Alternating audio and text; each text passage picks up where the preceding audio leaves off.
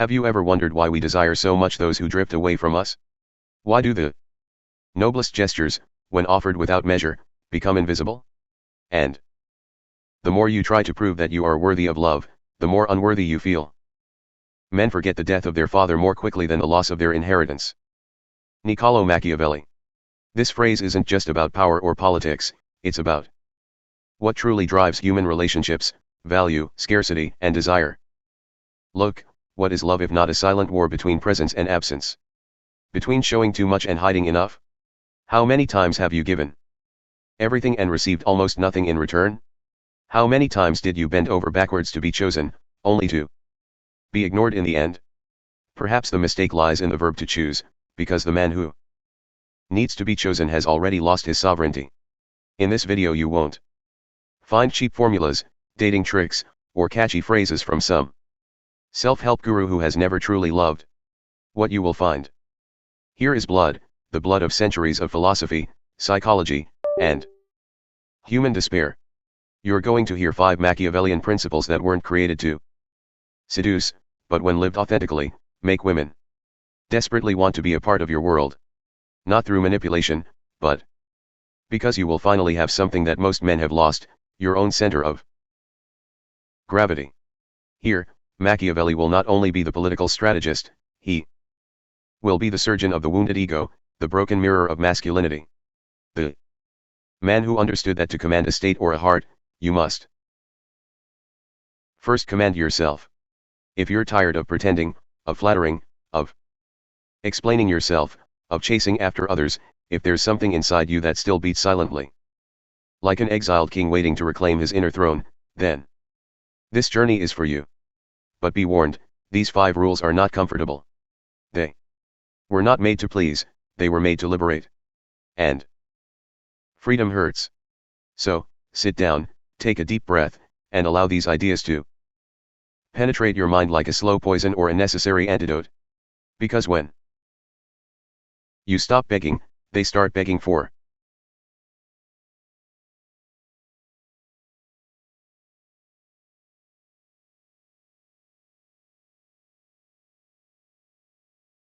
penetrate your mind like a slow poison or a necessary antidote. Because when you stop begging, they start begging for you. There is a type of man who, upon entering a room, doesn't need to open his mouth. He doesn't force charm, he doesn't flaunt his achievements, he's just there and that's enough. Have you ever seen this type? While others bow down, show off, or beg for attention, he remains silent, like an altar that knows the faithful will come. This is not arrogance, it's an existential strategy. Machiavelli never wrote about romantic love, but he did write about power. And love, my dear, is the wildest territory of human power. The prince should desire to be both feared and loved, but if he has to choose, let him be feared. Now, listen to this with different airs. Here, feared means aggressive. Respected means untouchable, valuable, rare. Most men make a fatal mistake. They offer their presence as if it were alms, always available, always smiling, always saying yes. And the more they give themselves away, the more invisible they become, because love, like power, is not given, it is earned. There is something cruel, yet true, about female desire. She desires what she does not fully possess. She falls in love not with what is easy, but with what is difficult to decipher. Not because of the one who places her at the center of the world, but because of the one who has a world she wants to enter. Do you know what happens when you chase after a woman? You become a shop window on sale, a flashing billboard. Take me with you, I'm available at any cost. And what is abundant loses value. Imagine a rare perfume hidden in an old Parisian shop, with no advertising, no window display. Now imagine a free water sprayer at the entrance of a popular shopping mall. They may both smell the same, but which one would you want more? The human mind and heart are like that. We desire what is not easily given. Therefore, the first Machiavellian rule of seduction is not to conquer, but to become the prize, the trophy, the enigmatic figure who does not seek, but attracts, who does not offer, but makes themselves present in a firm and selective way. You might be thinking, But isn't that playing? No. Playing games is pretending to be what you're not. Here we are talking about living a life so full, so rich, so uniquely yours, that anyone who wants to be a part of it needs to be qualified.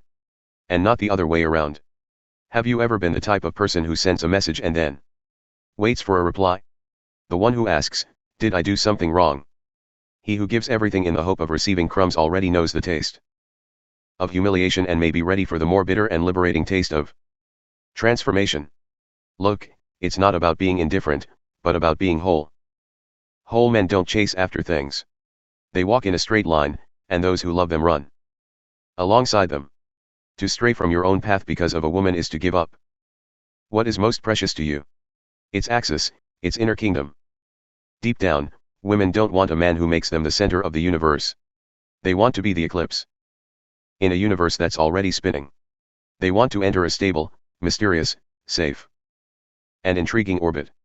And this only happens when you are able to be fully present, but never begging, able to look her in the eyes and say without words, "You are incredible, but so am I, and my life is too good to be sacrificed for a maybe." Authentic scarcity, the kind that comes from a full life, from a real purpose, is an aphrodisiac. Do you want to be desired? Then become rare. Take care of your body, not out of vanity, but out of discipline. Take care of your mind, not out of intellectual vanity, but because you respect your own silence. Create goals, live passions, cultivate something that doesn't depend on anyone's approval. And then, when you are too busy living your great work, she will feel your absence as a suffocating presence. And then she will come, but not through tricks. She will come because you finally stopped running. Nature hates a vacuum. When you withdraw, something needs to occupy the space. And her desire, fueled by your silence, by your selective presence, by your full life, will try to invade. And that's when the game changes, not because you won, but because you've never been playing. There's something in silence that screams. Not empty silence, but the kind that holds secrets, pains, achievements, and enigmas within it. It's the silence that attracts. Not the silence of absence, but the silence of presence not fully revealed. You know what tires a woman? Someone who, on the first date, already unloads their entire emotional autobiography on the table. My past was like this, my ex did this, my dream is that. In one night, she reads the whole book, but the books we devour quickly are rarely reread. Those that leave us with questions, however, inhabit our minds for years. Machiavelli said that a wise leader never reveals all his intentions. The same applies to the man who desires to be desired, not out of cowardice, but out of emotional strategy. Because when everything is said, nothing is sacred. And the sacred, that which pulsates silently within us, is what truly seduces. The female mind, like the male mind, desires to explore, decipher, conquer. When you expose yourself completely, without time, without measure, without mystery, she no longer needs you. Imagine. And imagination is where desire is born. Have you ever noticed how mysterious characters in movies are almost always the most seductive? It's not because they speak little, it's because they say less than they know. They leave space for the other person to fill with fantasy. And fantasy, my friend, is the architecture of desire. You can be the most interesting man in the world, but if you undress emotionally too much, you will soon seem predictable. And predictability in the field of seduction is like lukewarm water, it's never remembered, never desired again. This doesn't mean you should be cold, unreachable, or absent. It means you should know how to keep parts of yourself as you would relics, with reverence. An untold story, an undetailed trauma, a dream kept in your gaze. This is the space where feminine curiosity flourishes. She will look at you and think, who is this man who doesn't need to explain himself? Why doesn't he try to convince me of anything? Is he testing my intelligence or simply respecting my time? She will study you, observe you, look for your flaws, your fears, and the more she tries to decipher you, the more entangled she becomes. You become an enigma, and the enigma is the most powerful invitation there is. We're not talking about manipulation, we're talking about ritual. Love, when it truly arises, is a ritual, not a data report. And the ritual requires time, discovery, patience, and tension. You need to be like that dimly lit room in an old mansion. With each door she opens, there's something new, and yet she feels she still hasn't seen everything. That feeling of something extra is what keeps it fascinating. Show layers, reveal fragments, but preserve the core. Show your strength, but hide your scars for a while. Show your intelligence, but not your complete emotional map. Give him access to the garden, but keep the sanctuary locked. And yes, one day she might get the key, but only if she has enough courage to deserve what's inside. Not out of vanity, but because what is valuable needs to be tested. This silent game, where you don't lie but also don't give everything away, is what separates the ordinary man from the unforgettable man. And in the world of seduction, being unforgettable is far more powerful than being desired for a moment. Remember, it's not about being an eternal mystery, it's about being a universe that the other person wants to enter, but can never fully reach. Because in the end, what keeps the desire alive is not what we know, but what still has left to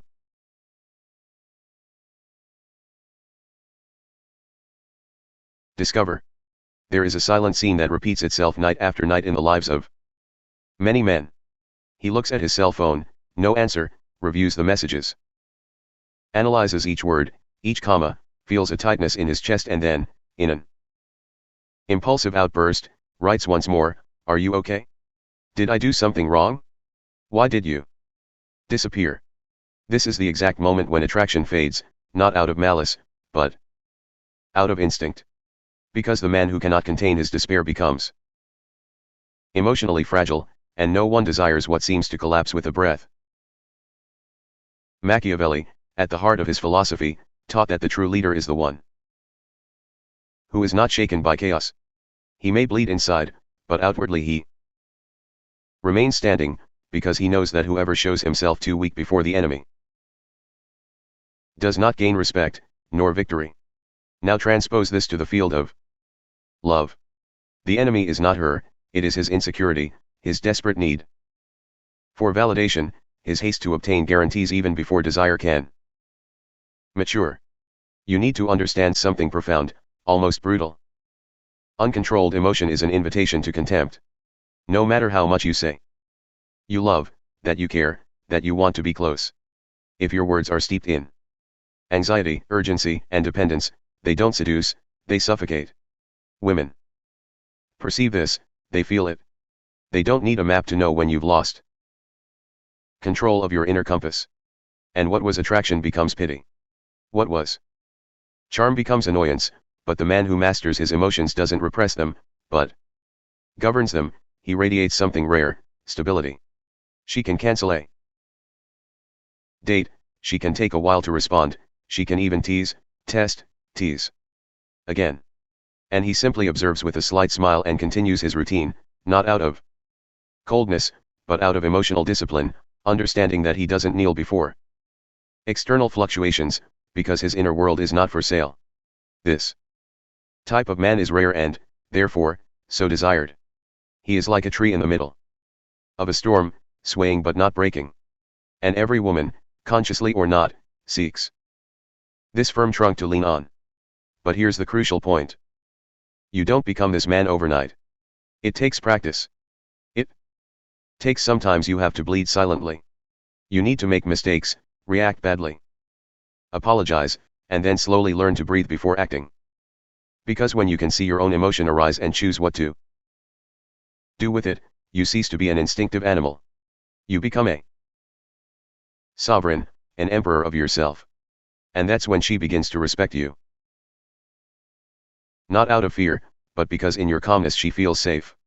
In your pause, she sees intelligence. In your absence of despair, she perceives value. Controlled coldness is not lovelessness, it's the ability not to be consumed by what you feel. It's feeling everything. And even so, choosing not to lose your balance. It's loving, but not begging. It's wanting, but not crawling. It's caring, but maintaining honor. Because the man who explodes at any provocation, who demands immediate answers, who despairs at silence, that man is predictable, is fragile, is emotionally insecure, and what is fragile does not attract, except by maternal instinct. But here we don't seek to be cared for, we seek to be desired. So, the next time chaos threatens to invade, breathe, return to your body, find silence within yourself, and remember, you don't need to prove anything to anyone who doesn't recognize your worth. The man who holds back his emotions in the face of a test doesn't repress his humanity. He honors his sovereignty. And this self-control, this serene coolness, is what makes her not just an interested woman, but a woman in a state of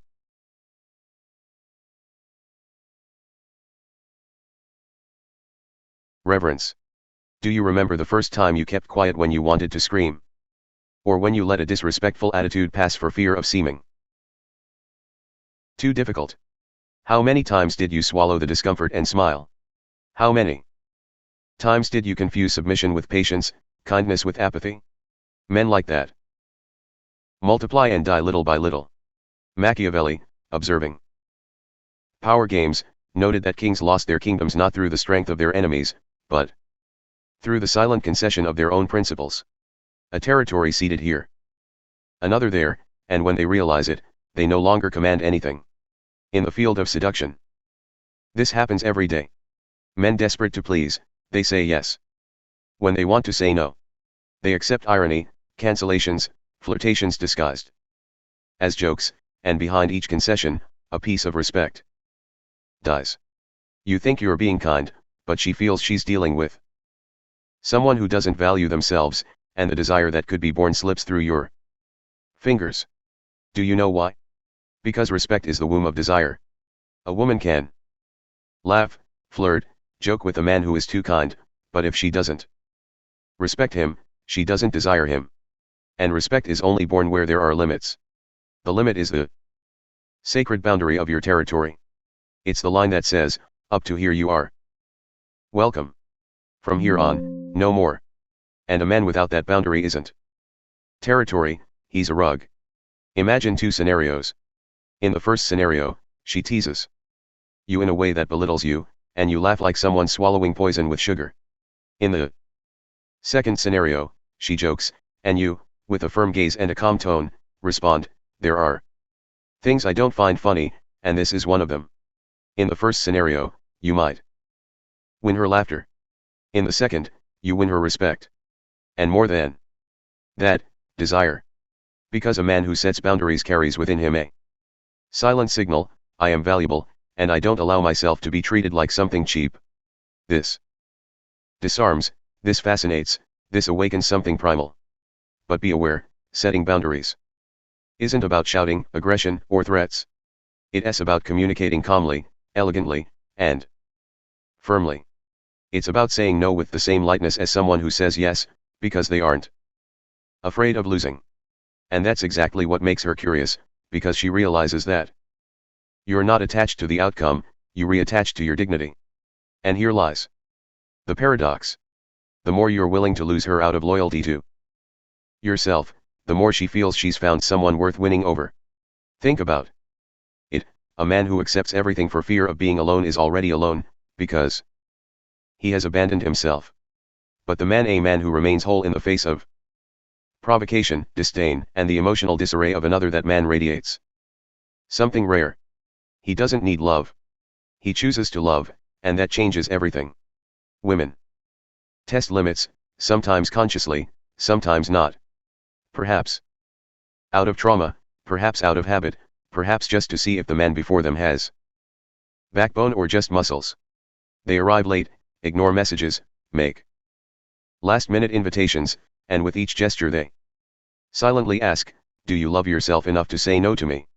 And when the answer is yes, when you refuse lightly, when you withdraw without drama, when you say, it doesn't work for me, shouting without begging, she realizes she's facing someone different, someone who doesn't need to be adored, only respected. And that respect is the fertile ground where desire grows strong and untamed. Saying no pushes away the genuine, wards off tests, filters out the charades, and opens space for a real connection made of mutual admiration to flourish. No is an offering, a prayer, a reminder. I belong to myself before I belong to anyone else. And the man who knows this is not only desired, he is feared, admired and, above all, respected. There is a scene that repeats itself like a recurring nightmare in men's lives. She arrives beautiful, intense, enigmatic. Her presence throws you off balance, accelerates your breathing, alters your focus, and without realizing it you begin to revolve around her. The gym is postponed. The week's goal is forgotten. The group of friends disappears. Your habits, your schedules, your routine. Everything begins to orbit around a new moon, but a moon, however beautiful, was not made to be the sun. Machiavelli wrote, "He who depends on luck or the goodwill of others will never be free." And in love, this truth is even more cruel. Do you want to be desired? So stop living like a subject. Become king. A sovereign man does not conform to the desires of another. He shapes his own destiny. He doesn't expect to be chosen. He chooses. That's not coldness, that's maturity. It's the brutal awareness that no one will save you, that when love arrives it must find an empire, not a vacant lot waiting to be built upon. The sovereign has a purpose greater than affection. Yes, he loves deeply, but he never stops training, creating, searching, producing, and building his work in the world. And here is the most cursed secret of seduction. The more you dedicate yourself to your path, the more she wants to walk beside you. Not because you ignore her, but because you don't idolize her, because your life is already so full of meaning that she doesn't need to come and complete it. She comes to celebrate it. Sovereignty is, above all, an inner choice. It's waking up early, even when nobody's watching. It's about keeping your word to yourself. It's about doing what needs to be done, even if your heart is distracted by a soft voice and a sweet perfume. To be sovereign is to understand that passion fades, but the mission remains, that desire can blind, but discipline illuminates. It's about choosing every day to maintain your center, your clarity, your direction. Even when someone enters your life and disrupts your certainties, even when the desire to stay is greater than the fear of losing. Even when their touch makes you forget who you were.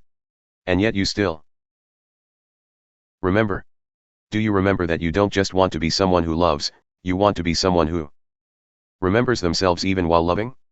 The woman who deserves you will notice this and will be charmed not only by your body, your manner, your words, but by your structure, your consistency, your firmness.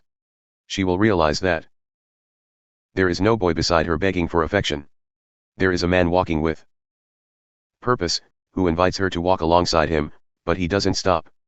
This man doesn't pressure, doesn't demand, doesn't dramatize, he just lives. And it is this life, full of rhythm, presence, and purpose, that makes her want to be there, not out of neediness, but out of admiration. Because in the end, she doesn't just want love, she wants direction, she wants security, she wants intensity that doesn't suffocate her, she wants freedom with presence. And the only man capable of offering that is the one who has already made himself whole before loving. He who is not afraid of solitude, because he has made it his ally. He who built a throne within himself and sat on it. You can be that man, not tomorrow, not after she comes back, but now. Choosing your battles, silencing your impulses, rising up, even with your heart on fire. Because that's what kings do. They feel it, they desire it, but they never kneel.